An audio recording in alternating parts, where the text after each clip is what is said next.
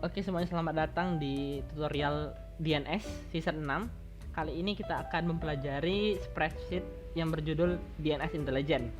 Jadi spreadsheet DNS Intelligent ini bakal memasukkan informasi-informasi terkait dengan sistem espionase yang ada di negara kalian.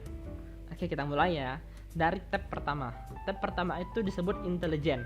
Di sini bakal ada data intelijen yang setiap negara miliki. Pertama kita lihat dari kolom pertama itu ada nama negara Amerika Serikat sampai ke bawah. Di kolom kedua itu ada nama badan intelijen. Untuk saat ini saya kosongkan sampai nanti di server kalian masukin sendiri apa nama badan intelijen kalian, baru saya masukin. Misal kayak Amerika sekarang kan Central Intelligence Agency, CIA misalnya gitu. Saya buat tergantung arti kalian ya, kalian membuat namanya apa. Terus ada namanya tier.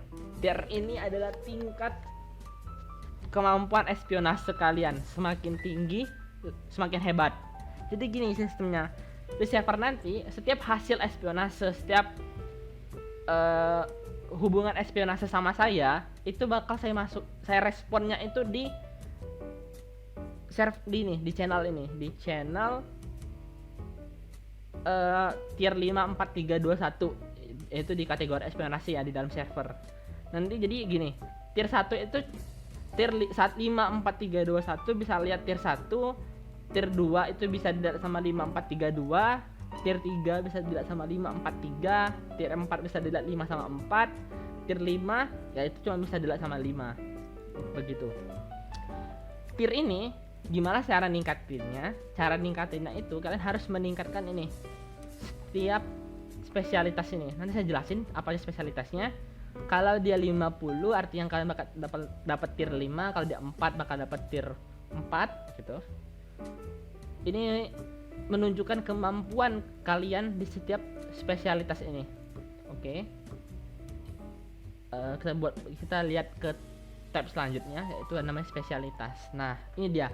Spesialitas ini yang penting ya, membuat kalian pahami dulu. Jadi pertama itu ada spesialisasi intelijen namanya HUMINT. HUMINT artinya Human Intelligence atau kecerdasan manusia. Jadi di spesialisasi espionase yang Human Intelligence ini itu mengacu pada kecerdasan agen kalian, kecerdasan apa nyebutnya ya, personel kalian atau agent kalian gitu. Bisa dari kecerdasan ini, bisa dari wawancara atau kemampuan wawancara, kemampuan dia buat tanya jawab, kemampuan dia buat menginterogasi, pokoknya semua kemampuan agent kalian untuk berurusan sama orang lain, sama individu lain begitu. Nih contohnya nih, misalnya buat operasi pengintaian khusus atau operasi spionase, misalnya untuk infiltrasi seperti itu. Terus yang kedua ada namanya GeoIn atau Geospatial Intelligence, kecerdasan geospasial. Nah, kecerdasan ini, Geospatial Intelligence ini itu berdasarkan kemampuan untuk eksploitasi dan menganalisis citra. Kalau di SMA tuh udah belajar, citra itu artinya bisa dibilang suatu gambar wilayah yang ada di muka bumi ini tuh, misalnya lokasi dan aktivitas yang ada di bumi, misal dari satelit, foto aktual atau sumber informasi geospasial lainnya. Contohnya gini, misal kalian mau mulai misi pengintaian atau memulai misi infiltrasi yang berhubungan sama HUMINT. Kalau kalian mau mengetahui situasi atau lokasi daerah tersebut, itu kalian bisa mengetahuinya dengan geospatial intelligence ini. Misal kalian mau memfoto, kayak kalau kalian nonton film-film agen-agen gitu, atau kalian pernah main Call of Duty, itu kan kalau kalian menyiapkan misi bakal ada foto persiapan sebelum memulai misi kan, ada kayak briefingnya gitu. Nah, foto-foto itulah yang bisa kalian pakai untuk mengetahui lokasi dan keadaan yang ada di lokasi kalian nanti. Jadi kalian bisa menganalisis misal ada berapa jumlah tentara di sana, ada berapa, gimana medannya, terus ada apa aja di sana, itu nanti kalian bisa tahu. Dan kemampuan itu dari GeoIn ini. Lanjut lagi kita ke machine atau measurement and signature intelligence. Nah, kalau ini itu bisa dibilang apa ya? Ini emang saya sendiri pun agak susah memahaminya, tapi ini untuk sebentar. Nah, tapi ini itu tujuannya itu untuk kemampuan kalian itu untuk mengumpulkan sarana-sarana teknis untuk melacak, mengidentifikasi, mendeskripsikan dan mendeteksi karakteristik unik dari sumber target yang tetap atau dinamis. Nah, apa sih maksudnya mesin ini, measurement signature intelligence, pengukuran dan kecerdasan identitas? Nah, maksudnya itu kalian untuk memahami bentuk yang ada di target kalian. Maksudnya gini, misal kalau orang itu kalian memahami gimana cara dia makan, cara dia berjalan, cara dia mengetahui sesuatu dan lain-lain. Kalau kalian mengacunya kepada benda target yang tetap atau misalnya ke gedung, itu kalian mengetahui bentuk gedungnya, jumlah ruangannya, kemampuan kalian buat mendeteksi sistem yang ada dalam sana, sistem CCTV-nya, atau untuk urusan ya pokoknya urusan untuk menganalisis atau mendeteksi karakteristik dari sumber target tersebut. Misalnya bilang tambahannya ada electro-optical machine, nuclear machine, geophysical machine, radar machine, material machine, radio frequency machine. Sebenarnya kalian bisa cari sendiri di internet, tapi intinya itu kemampuan kalian buat mendeteksi target kalian gitu, mendeteksi, menganalisis karakteristik dari target kalian. Selanjutnya ada OSINT. OSINT itu Open Source Intelligence, intelligence sumber terbuka. Itu mengacu pada data yang dikumpulkan dari sumber yang tersedia untuk umum. Nah, apa sih maksudnya sumber tersedia untuk umum? Artinya sumber yang kalian dapati ini bukan sumber khusus ya, bukan sumber rahasia. Sumber ini semua orang tahu sumber ini. Tapi gimana cara kalian buat menganalisis sumber umum tersebut, tapi kalian menemukan suatu hal-hal yang unik dari sumber itu. Misal, kalian melakukan analisis di internet, kalian mencari sesuatu yang ada di internet, terus setelah kalian ketemulah Facebooknya target kalian, terus kalian cari di Facebook target kalian tadi, apa aja sih yang penting, apa aja sih yang ada, yang aneh dan unik dalam sini. Terus sana kalian menemukan ternyata dia ini setiap kali pergi ke sini terus dengan dalam jam yang sama, dengan melalui jalur yang sama. Nah, itu artinya kalian udah menemukan data umum, tapi kalian menemukan sesuatu hal yang unik dari data tersebut yang berguna untuk aktivitas intelijen kalian gitu. Lanjut lagi ke SIGIN. SIGIN itu Signal Intelligence atau Intelligence Signal. Nah, kalau ini gampang sih kalian cara memahaminya. Kemampuan kalian buat menyadap, mengintersepsi komunikasi lawan kalian. Misal kalian mau menyadap pembicaraan seorang presiden dari negara mana, kalian mau istilahnya mendapatkan, kalau kayak zaman perang dunia itu di encipher ya, code ya, kemungkinan untuk meretas komunikasi lawan kalian gitu. Sisanya bisa kalian cari sih gimana caranya. Intinya ini kemampuan kalian buat itu. Terus ada namanya TEKIN. TEKIN itu Technical Intelligence, intelijen teknis.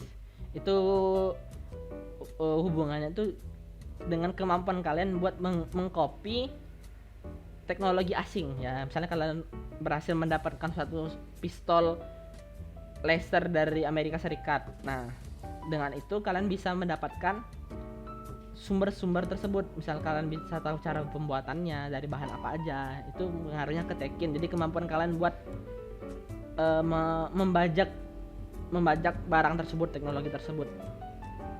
Ini juga berguna. Misal kalian mau menyerang sesuatu, misalnya kalian mau apa sih nyebutnya? Mau ngehack nuklir musuh. Kalian mau cari gimana caranya buat meledakkan nuklir musuh, itu kan berarti harus orang yang pintar kan buat tahu kalau kabel ini dihubungin kemana dan mana. Nah, itu kemampuan di TEKIN. Jadi misalnya kalian menjalankan misi yang kemampuan kalian kecil di bidang itu, ada kemungkinan untuk gagal. Semakin kecil kemampuan kalian, semakin besar pula kemungkinan kalian gagal dalam menjalankan misi tersebut. Terus SIBIN, Cyber Intelligence, ya itu untuk sekarang belum ada sih karena kita belum ada internet di zaman sekarang. Tapi kalau ada nanti kalian bisa ya cyber, kalian tahu kan perang cyber warfare, nah gitu. Terus FININ itu financial intelligence, FININ ya. Ya ini artinya kemampuan kalian untuk memprediksi orang atau target kalian itu kemungkinan apa sih yang disukainya, terus apa sih kemampuan mereka, memprediksi niat mereka, dan juga yang paling pasti itu kemungkinan kalian untuk mengetahui sumber-sumber finansial dari target kalian, mulai dari nomor kredit, nomor kartu kredit, mulai dari transaksi dia apa aja, terus dia menggunakan uang di mana dan di mana, dan juga ada kemungkinan kalian buat memindahkan uang orang tersebut ke kalian. Ada kemungkinan juga gitu. Misal kalian mau, misal negara Amerika menyimpan uangnya di internet misalnya ya, terus kalian bisa retas, ada kemungkinan kalian buat ngeretasnya, atau kemungkinan kalian buat ngerampok uang tersebut gitu.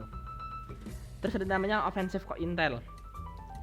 Offensive co-intel ini tujuannya itu kalian buat mencegah espionase negara lain yang bakal menyerang kalian, ya bakal yang ada tujuan untuk menyerang kalian. Tapi gini bedanya, ada ofensif dan defensif.